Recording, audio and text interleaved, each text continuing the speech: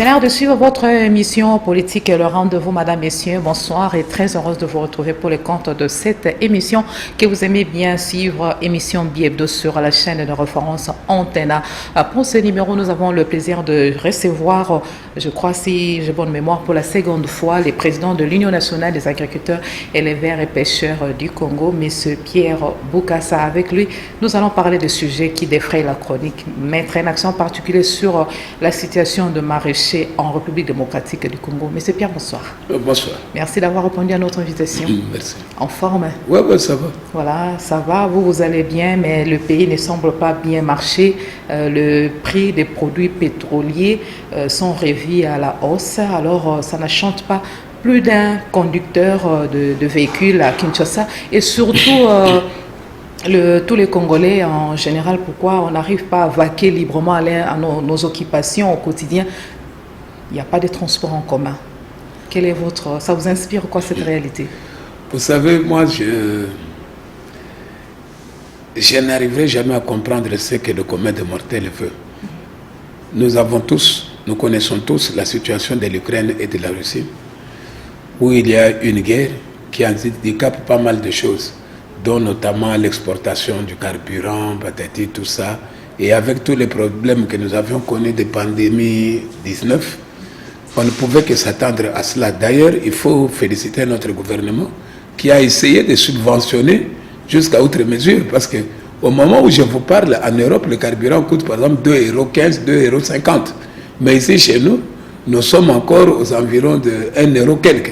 C'est que le gouvernement fait un effort pour diminuer tant bien que mal les peines du peuple congolais. Voilà, cette réalité ne permet pas aux Congolais d'évacuer librement leurs occupations. Pourquoi il n'y a pas de transport, surtout des transports en commun, et il n'y a pas de carburant dans certaines stations? Non, je ne sais pas ce que vous appelez vaquer librement à leurs occupations. Il faut dire que nous, ici, nous avions pris la mauvaise habitude de tout faire dans l'informel. Nous ne voulions pas faire le formel. C'est ça le grand problème. C'est que tout est fait toujours à l'envers. L'inversement des valeurs, l'informel, patati, tout ça. Ce qui fait qu'à un moment donné, quand le gouvernement veut réajuster au juste prix, c'est là pose des problèmes. Et il faut dire aussi que pour ce qui est de transport en commun, bon, on est en train de faire des efforts. Hein. Il y a des bus qui arrivent, mais on ne peut pas tout faire en une seule fois. Vous savez, 5 ans qu'on essaye toujours de nous en sortir du Nous malade. assistons déjà au spectacle des embouteillages terribles au quotidien. Faire venir de bus, c'est bien beau, mais il n'y a pas de routes. Il faut construire des routes. Justement, d'ailleurs, dans le programme des 145 jours du chef de l'État, vous avez vu qu'il y a un certain nombre de kilomètres, des milliers de kilomètres que nous devons faire pour essayer de désenclaver un peu tous les coins du pays. C'est qu'on fait un effort, maman. D'aucuns pensent que les promesses de chef de l'État, ce sont des châteaux en Espagne. Non, attention, moi je ne sais pas ce qu'on appelle château en Espagne. Parce que qu'on le veuille ou pas, le chef reste chef et il a un projet et un programme. Je reste persuadé que tout va s'accomplir progressivement. Mais il faut y aller étape par étape, comme les Anglais me disent. À quand le concrétisement? Nous tendons vers les élections 2023. C'est pas très loin. Mais à quand le concret? Mais je vous dis déjà que pour le programme des 145 jours, il y a par exemple le BSECO qui a déjà reçu l'argent, il y a le PNUD qui a reçu une partie d'argent, il y a les CFF qui ont aussi reçu pour démarrer dans tous les 45 territoires de notre pays. Donc c'est du concret. Et en plus, quand vous cherchez encore du concret, et les sauts de moutons, vous n'avez pas vu qu'on a terminé ça? C'est insignifiant. Non, mais comment c'est insignifiant? Selon les Congolais. C'est ce que nous avions prévu. On avait prévu de faire 5 ou 7 sauts de moutons, on a fait 7 sauts de moutons. S'il y a un autre projet pour faire encore 10, on ira dans les 10. Mais commençons d'abord par ce qui était prévu. Et vous verrez aussi, vous savez le grand problème, hein, c'est que les chefs de l'État n'arrivent pas trop à faire passer une certaine communication sur ce qu'il est en train de faire. Mais tout ce qu'il a fait, je vous assure que ça dépasse les 18 ans ou bien les tant d'années que nous avons passé. Monsieur Pierre Bokassa, comment est-ce que vous saluez les efforts déployés par le chef de l'État au moment où maintenant même le produit de première nécessité sont revus à la hausse? Il y a flambé de prix dans le marché respectif, particulièrement de Kinshasa. Ça, maman, c'est une histoire Les Congolais n'arrivent plus à nourrir. C'est une histoire internationale. Les grands problèmes, il faudrait que nous puissions nous-mêmes produire pour arrêter cette hausse de prix. Tant que nous allons dépendre toujours de l'étranger, nous aurons les mêmes problèmes, quel que soit le président. Il faut un bon programme. Vous savez, c'est comme à l'époque quand on devait faire venir l'Impiodi de la Namibie. Nous avions dit quelque chose.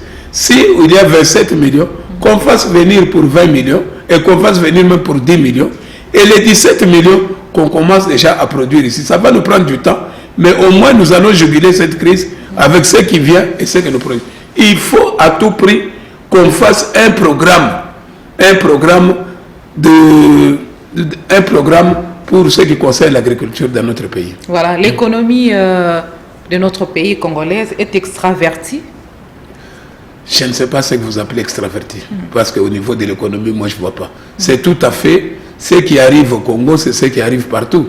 Si je vous dis par exemple qu'à Nairobi, au Kenya, en ce moment, les gens sont en train de se révolter, et vous voyez Brazzaville juste en face ici, ils sont en train de se au Rwanda aussi. Pas pareil. Non, le Rwanda a une autre politique.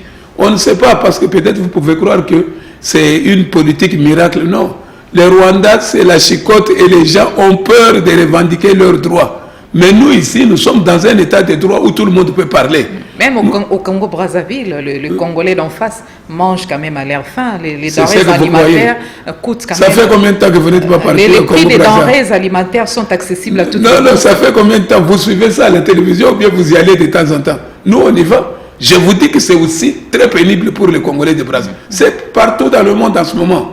Cette crise touche tous les pays du monde. Tant que les Africains n'arrivent pas à s'organiser pour arriver à l'autosuffisance alimentaire, ça sera toujours difficile. Nous ici, nous avons notre réserve stratégique.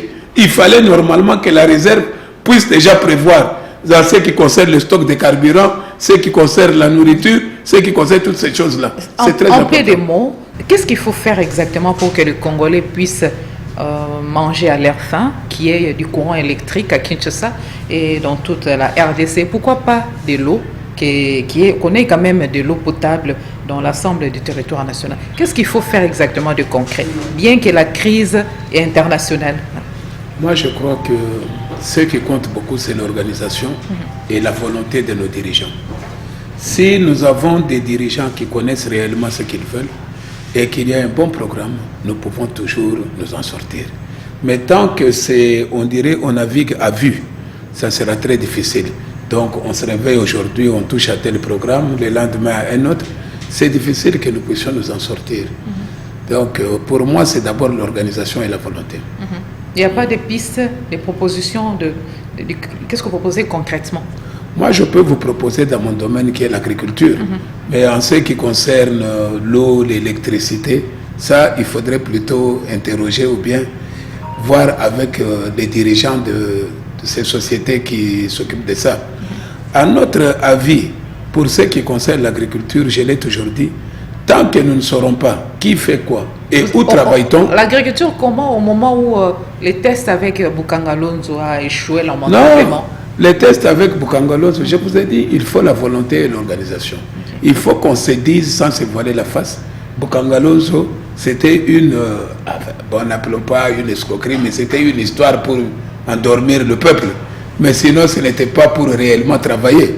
Qu'on le veuille ou pas, si nous avons la possibilité de mieux faire avec les privés, parce que notre grand problème, il ne faut pas que l'État lui-même soit producteur, contrôleur et consommateur. Que l'État soit contrôleur, mais qu'il ne soit pas producteur. Et qu'à ce moment-là, on encadre les privés pour qu'on sache où travaille-t-on, avec quel intrant agricole et quelle production pouvons-nous obtenir. C'est ça d'abord la première des choses, bien organiser ça. Dès qu'on organise ça, alors là, on peut arriver progressivement aller vers l'autosuffisance alimentaire. Voilà, nous allons y revenir, nous sommes allés vite en besogne. Parlons d'abord de la situation politique et puis on va parler de la situation de maraîchers dans l'ensemble du pays, en particulier à Kinshasa. Aujourd'hui, on assiste à des foyers de tension, l'Est de la RDC n'est pas en paix, ainsi de suite. Il y a la Chambre haute du Parlement qui a voté le projet de loi portant prorogation de l'état des sièges. Ça ne semble pas chanter, surtout plus d'un député du Nord Kivu, ainsi de suite. Ça vous inspire quoi, la situation de l'Est de la République démocratique du Congo? Il y a toujours des foyers de tension. Le mouvement M23 continue à s'aimer la terreur et la désolation dans ce coin du pays. Vous savez, le foyer de tension là nous fait trop mal pour nous autres Congolais. Parce qu'on le veuille ou pas, ceux qui meurent là-bas, ce sont des Congolais. Et je n'arrive pas à comprendre comment nos frères ne comprennent pas qu'il faut à un moment donné que ça s'arrête. Cette guerre doit s'arrêter. Parce qu'on le veuille ou pas, ça nous retarde. C'est sûr. J'ose croire que pour moi, il y a du business là-dessus.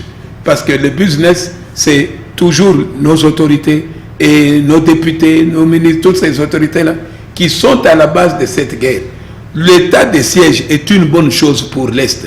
Parce qu'on le veuille ou pas, les militaires doivent régner et s'imposer. Parce que c'est eux qui nous sécurisent. Les députés de ce coin sont contre. Non, mais les députés de ce contre, il faut voir combien de députés sont mis en cause justement à cause de cette guerre-là. Parce qu'on dirait que les gens ne veulent pas que le Congo s'en sorte.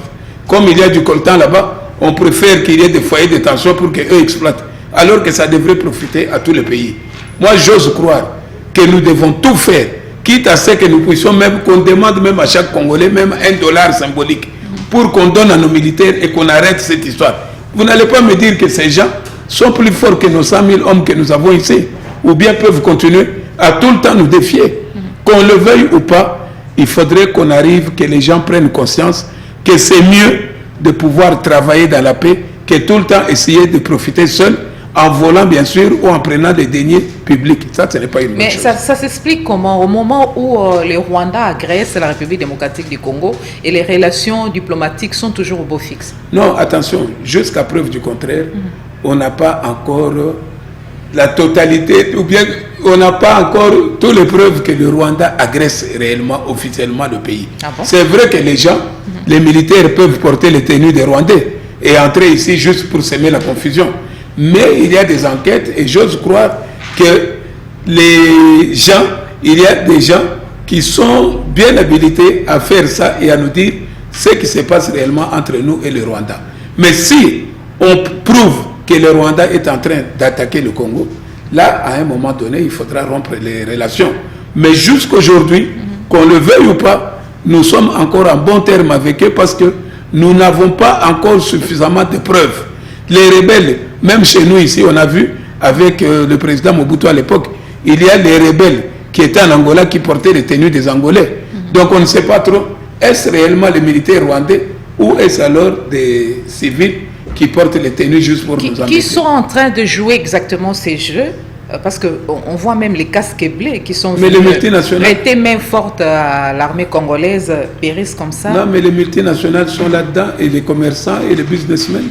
Tous ceux qui tirent profit, qui peuvent aujourd'hui faire l'argent à partir de la guerre. Parce que qu'on le veuille ou pas, toute guerre a des fondements économiques. Donc, c'est que nous pouvons toujours dire que c'est l'argent qui fait en sorte qu'il y ait cette guerre à l'Est. Si l'Est n'était pas riche, vous croyez qu'il y aurait eu des guerres là-bas? Donc c'est loin de parler de la paix à l'Est de la RDC. Ce n'est pas loin. Ça finira, ça doit finir. Qu'on le veuille ou pas, nous trouverons toujours une solution. Vous savez, le Premier ministre Sharon avait trouvé une solution pour les Palestiniens à un moment donné, même les Libanais. Il avait fait ce qu'il fallait, la guerre s'était un peu arrêtée, estompée. Qui ne dit pas qu'un jour, nous aussi, nous serons obligés de faire quelque chose pour que cette guerre s'arrête. Voilà. Je reste persuadé qu'il y a des stratégies qui sont en train d'être mises en place pour qu'on arrête cette guerre. Ça ne peut pas continuer indéfiniment. Il faudra bien sûr qu'un jour ça s'arrête. Et qu'on enlève un peu tous ces traîtres de notre armée et que nous puissions continuer. Parce que qu'on le veuille ou pas, il y a trop d'infiltrés et trop de traîtres dans notre armée. Voilà. Et tant qu'ils seront là, ça sera difficile d'arrêter la guerre. Voilà. Processus électoral, c'est d'actualité aussi. La CENI va organiser les élections de gouverneurs et vice-gouverneurs dans les 13 provinces concernées, si je ne me trompe pas. C'est pour le 6 mai. sauf imprévu, ainsi de suite. Et la publication de listes de candidats, la CENI a procédé à cette publication, ainsi de suite, parce que le BRTC ont fait leur travail. Maintenant, nous n'attendons que les jours J, les 6 mai pour la tenue de ces élections. Ça vous inspire quoi? Ça s'est bien passé, l'opération de recrutement des candidatures et la publication de listes des candidats? Non, jusqu'à preuve du contraire, ça va. Hein? J'ose croire que ça va. Donc, nous attendons que nous puissions arriver au 6 mai pour connaître cela. Mais moi, ce que j'ai toujours déploré, c'est cette histoire de partis politiques où les gens sont sans arrêt en train de faire un peu le forcing pour que leurs gens passent. Toujours les mêmes là qui volent, les mêmes qui reviennent. Moi, j'ose croire que cette histoire de partis politiques, il faudra que ça s'arrête. Qu'on mette un peu du sang neuf, qu'on mette un peu de nouvelles personnes à la tête de nos provinces, qui ont la mentalité du chef de l'État, qui veulent réellement pas tellement défendre leurs intérêts personnels, mais l'intérêt du peuple. Parce que quand je regarde un peu, j'essaie de parcourir la liste là. Je vous assure que la plupart sont ceux, il y a même ceux qui ont été arrêtés qu'on retrouve toujours là-dedans, les voleurs là, qui reviennent encore sur la liste. Comment voulez-vous donc on les appuie pour qu'ils viennent encore voler? Mettons un peu les gens qui ont une certaine moralité, une certaine éthique dans ce qu'ils vont faire. Mais l'IGF est là, cette fois-ci, ils ne vont pas... Bon, est-ce que l'IGF aussi a contrôlé ça, que tel avait volé en 1999 ou bien en 2005 et qu'il est maintenant sur la liste? Mais nous connaissons bien ces gens, parce qu'on a toujours été avec eux. Et il y a même ceux, je vous dis un jour, quand on va terminer l'émission, je vous montrerai à côté les gens qui viennent de sortir des prisons qui sont sur la liste là des gouverneurs. Voilà, il y avait moyen de procéder autrement. Quelles sont les conditions pour pouvoir... Bon, pour moi, il faut que cette constitution change. Il faut qu'on arrive à donner un peu, qu'on donne un peu plus d'autonomie, qu'on donne un peu plus de force au chef de l'État pour se choisir réellement les gouverneurs et les ministres. Tant que nous allons toujours faire en sorte que les politiciens qui ont plus d'argent, qui ont financé les députés, et que ces députés leur doivent des comptes, passent, nous n'arriverons pas réellement à nous en sortir. Ça sera très difficile. Vous croyez à la tenue des élections en 2023? Moi, je crois à la avec tenue les temps qui nous restent. Je crois à la tenue des élections. Et je crois que le meilleur aussi va gagner. Que c'est lui qui pourra réellement convaincre le peuple avec son programme de société, son projet de société, va gagner. Justifiez votre réponse, essayez un peu d'être beaucoup plus explicite pour permettre à ceux qui fustigent, qui clament au effort qu'il n'y aura pas d'élection, ça sent les glissements ou un quelconque dialogue. Maman, depuis 1974 que moi j'essaye de suivre un peu ces élections, jusqu'à aujourd'hui, on a toujours fustigé, on a toujours clamé, on a toujours parlé. Mais à un moment donné, élection ou semblant d'élection, il y a toujours eu élection. Même avec le président Kabila. Qu'est-ce que les gens n'avaient pas parlé? Mais finalement, on a eu un chef d'État. Moi, je reste persuadé qu'il y aura les élections et que le meilleur va gagner. Les élections, tout simplement, il ne faut pas que les gens aient peur. Mais ces élections, ça ne sera pas paisible parce qu'à l'est de la RDC, il y a toujours des foyers de tension. Non, mais à l'est de la RDC, il y a des foyers de tension.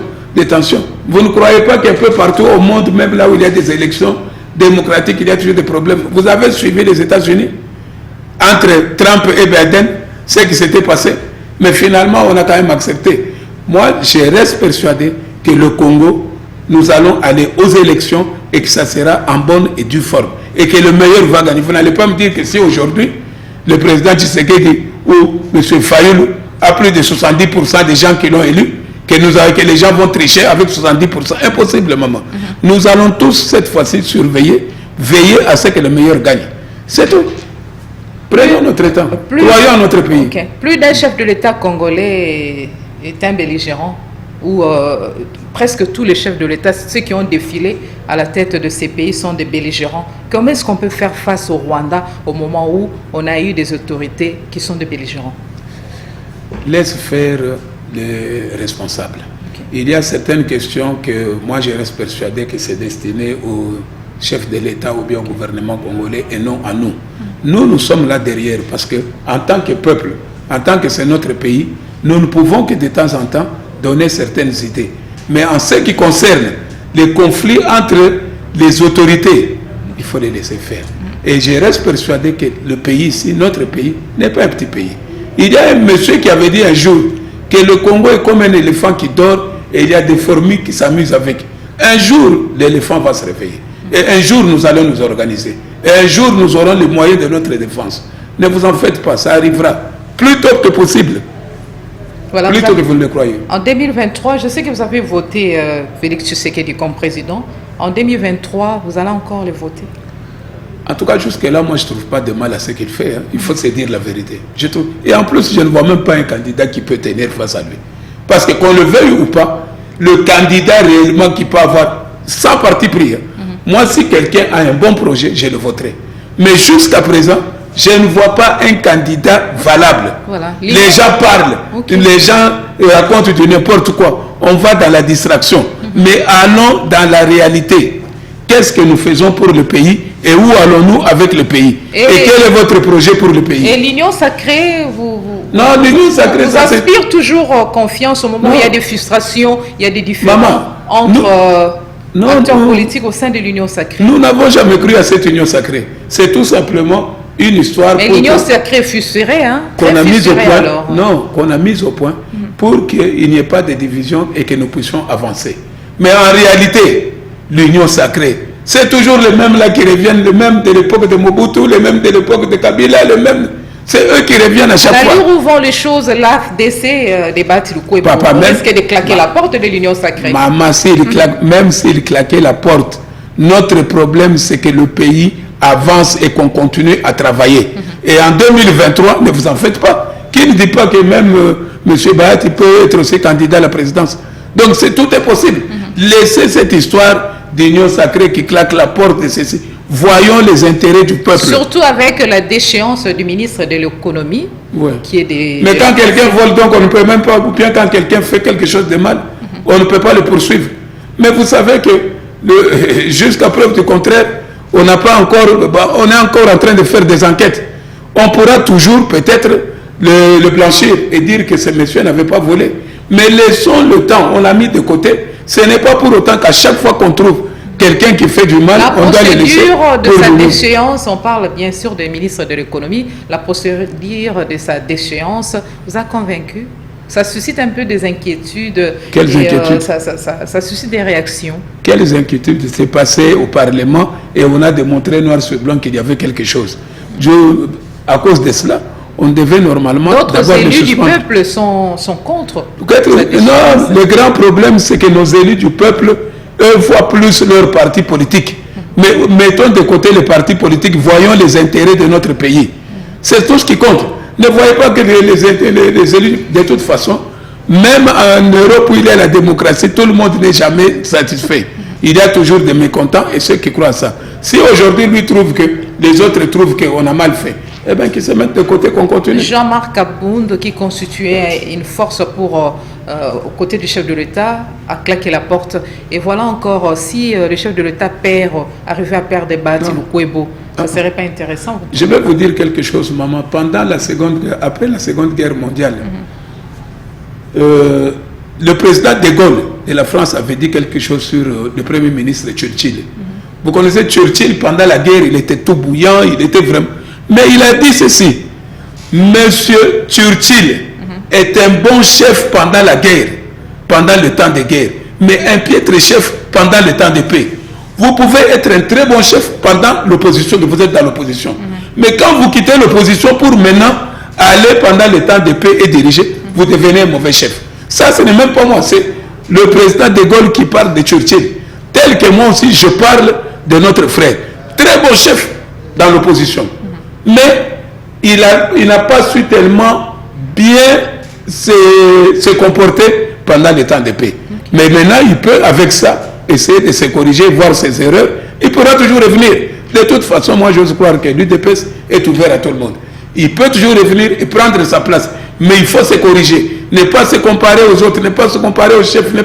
Il faut savoir qui est qui et qui fait quoi. C'est un peu ça. Voilà, merci beaucoup pour cet éclairage. Nous allons évoluer. Pour ceux qui ont pris l'émission en cours, nous sommes en train de changer avec le président de l'Union nationale des agriculteurs, éleveurs et pêcheurs du Congo, Inagrico, en sigle, M. Pierre Boukassa. M. Pierre Boukassa, est-ce que vous pouvez faire le tas des lieux de maraîchers et maraîchères de Kinshasa et pourquoi pas de l'ensemble du pays? Aujourd'hui, je peux vous assurer que c'est quand même un peu déplorable parce que je commence même à avoir un peu beaucoup de regrets et d'amertume dans ce qu'on est en train de faire parce que nous n'arrivons toujours pas à faire un programme agricole commun de notre République. Comment nous y prendre pour la République? J'ai vu par exemple dans les 145 jours du chef de l'État, il s'est prévu 43 000 hectares de céréales. C'est une bonne chose. Mais le grand problème, où allons-nous faire? Je vous assure, par exemple, au niveau de la ceinture verte de Kinshasa, nous ne faisons que déplorer ça, la ceinture verte de Kinshasa. Toute la ceinture est en train de disparaître avec les soi-disant chefs coutumiers et les hommes en uniforme. Il faudrait qu'on arrête ça. Il serait problème d'expoliation, agricole, exploitation illicite. Je vous dis qu'il y a un sérieux problème et c'est depuis 2001 que nous ne tirons que la sonnette d'alarme. Si aujourd'hui, avec ce qui se passe en Ukraine, si aujourd'hui la ceinture verte venait à disparaître, qu'allons-nous manger dans la ville de Kinshasa, même au niveau de notre pays? Pourquoi vous n'arrivez pas à porter plainte contre, ne fût-ce que contre l'inconnu? Vous savez, le grand problème qui se pose ici, c'est lequel? J'ai essayé de l'expliquer dans plusieurs émissions. Et ça a été biaisé dès le départ. Vous voyez, en 1954, on fait d'abord, le gouvernement congolais reprend les terres aux chefs coutumiers en leur donnant tout ce qu'ils avaient besoin. Vous comprenez? 75, on fait un arrêté ministériel donnant ces terres par arrêté ministériel aux maraîchers. Et jusqu'aujourd'hui, les documents qui mettent les maraîchers sur les terrains agricoles sont des arrêtés ministériels. Mais malheureusement, ces arrêtés ministériels sont faits par association. Vous voyez, association Lembaïmbo, association Sekomaf, association Quartier 8. Mais le grand problème, on ne fait pas la distinction des individus. C'est que quand maintenant, les soi-disant chefs coutumiers partent devant les tribunaux, ils ne vont pas accuser le ministère de l'Agriculture. Ils accusent les individus. Ce qui fait que tous les individus perdent le procès parce qu'ils n'ont pas les documents individuels. Ils n'ont que l'arrêté ministériel. Vous comprenez ça?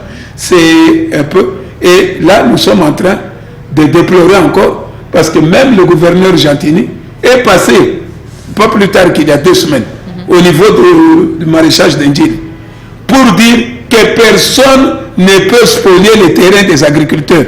Mais juste après son départ, il y a eu encore spoliation. Et je peux vous assurer qu'en ce moment, il y a violence de nos mamans au niveau des quartiers, des maraîchers. Tout ça, nous osons croire que nos autorités vont prendre des mesures pour que cela s'arrête. Le week-end dernier, vous étiez en face de maraîchers du site Sekomaf, si je ne me trompe pas, ou bien pour ne citer que ce site.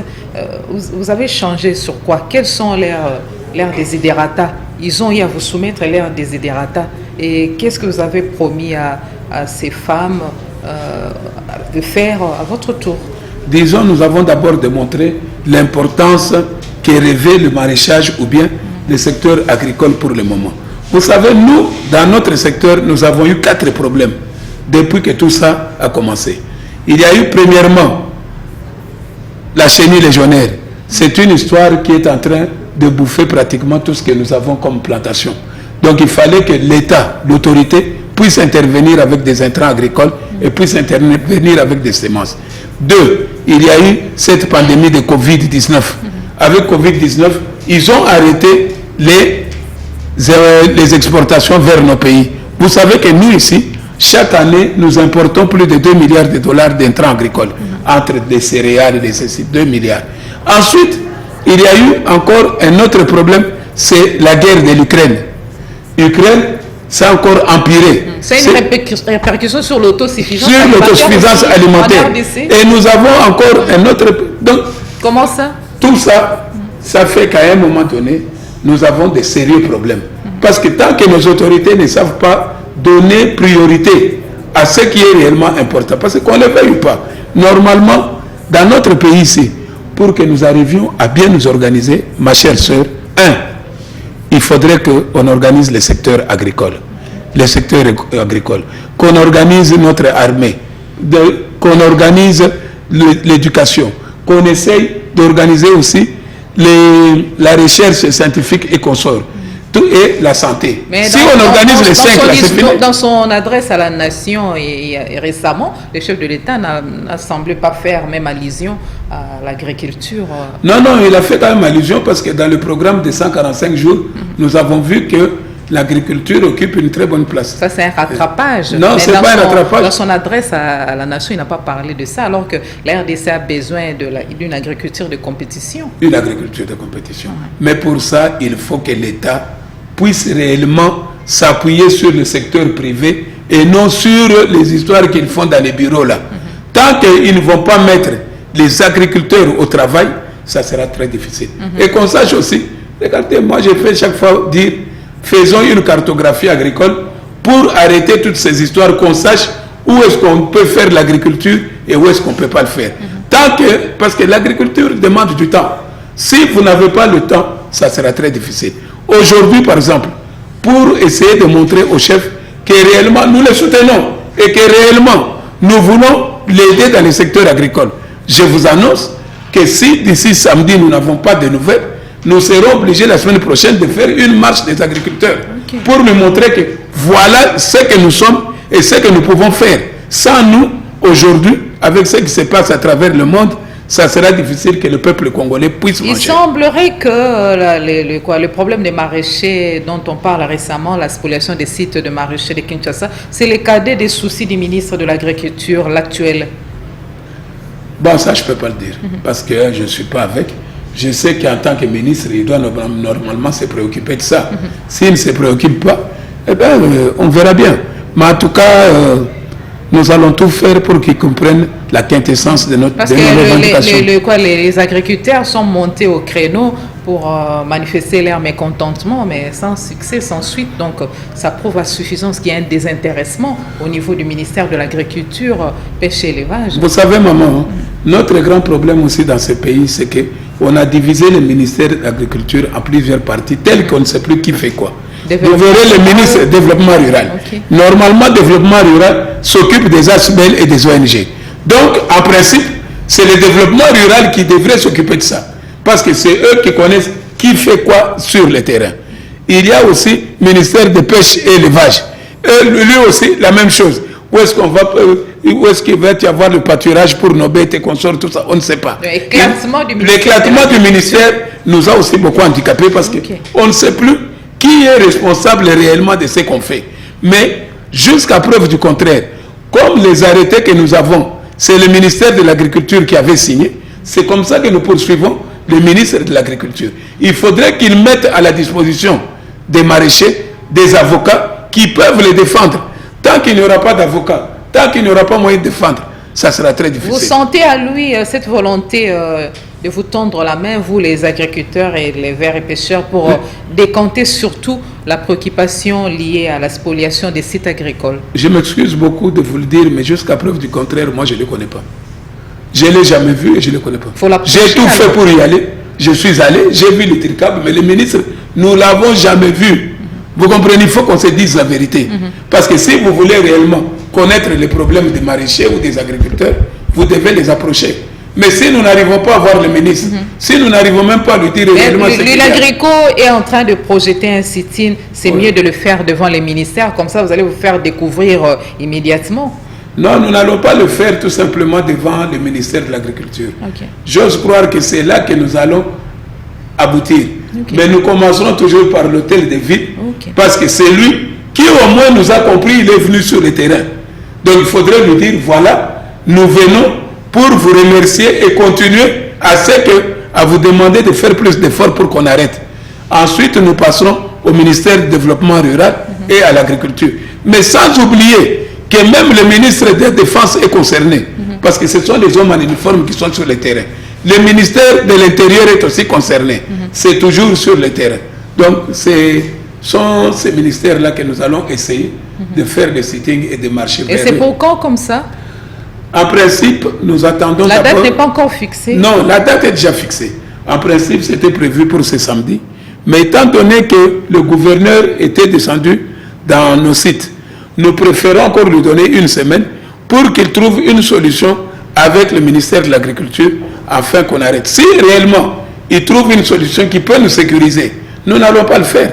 Nous n'allons pas faire des sittings. Ils vont prendre part concrètement à ces mouvements. C'est tous les agriculteurs. Donc les agriculteurs, on entend par là ceux qui touchent à la terre, les pêcheurs, les éleveurs, donc tout le monde.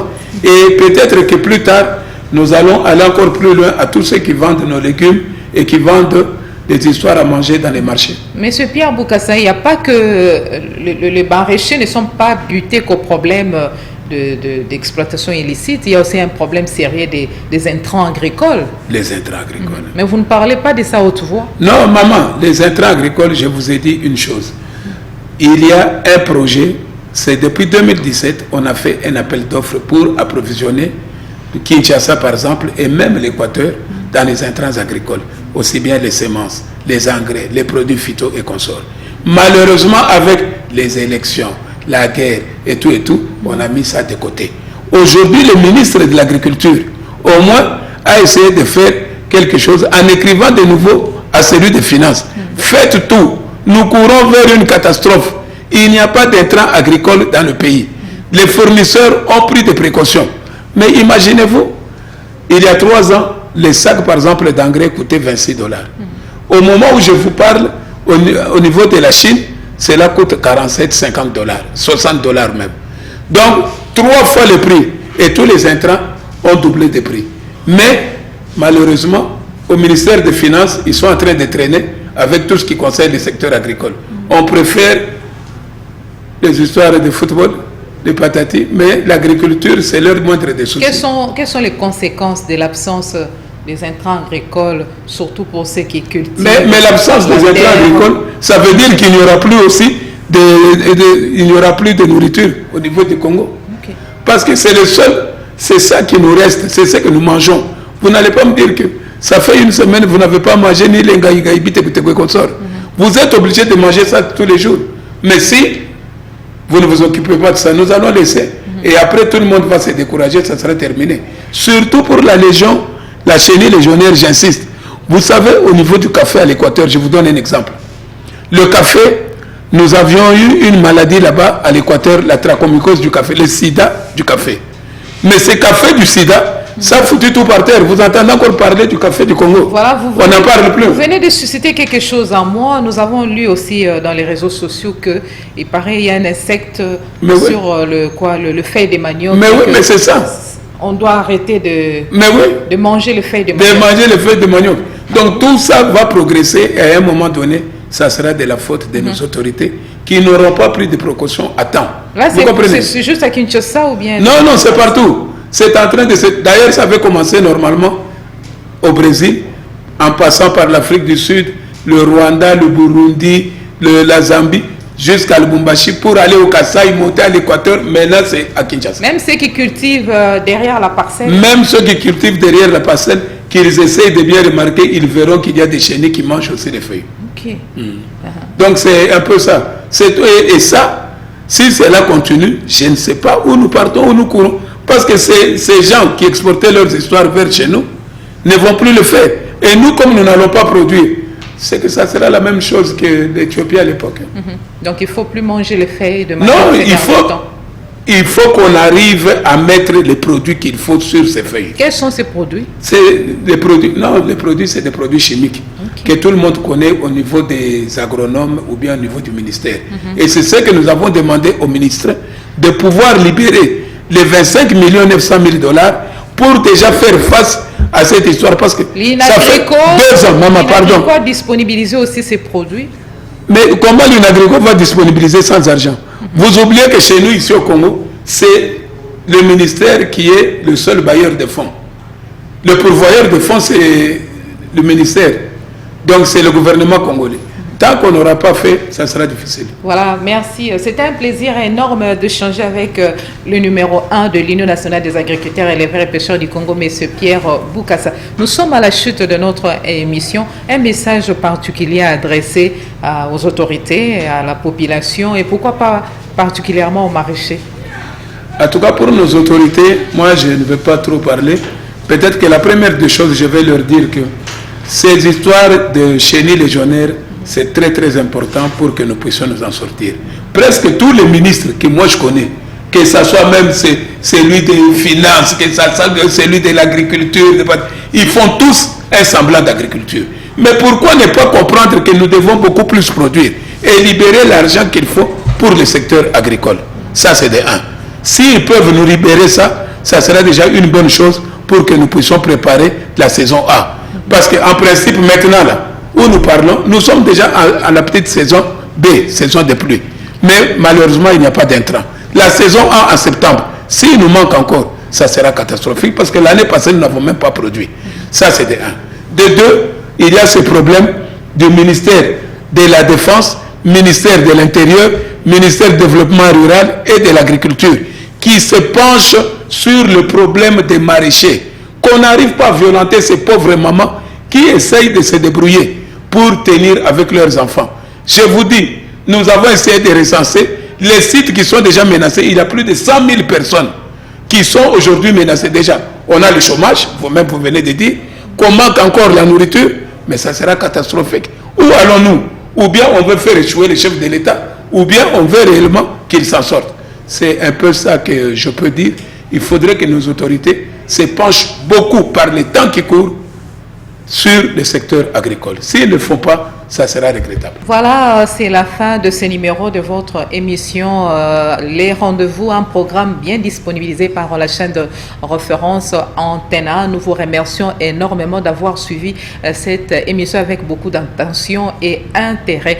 Cette émission, vous pouvez la retrouver en rediffusion demain à 11h, heure de Kinshasa. Il me reste qu'à vous souhaiter une très belle soirée à tous et à toutes.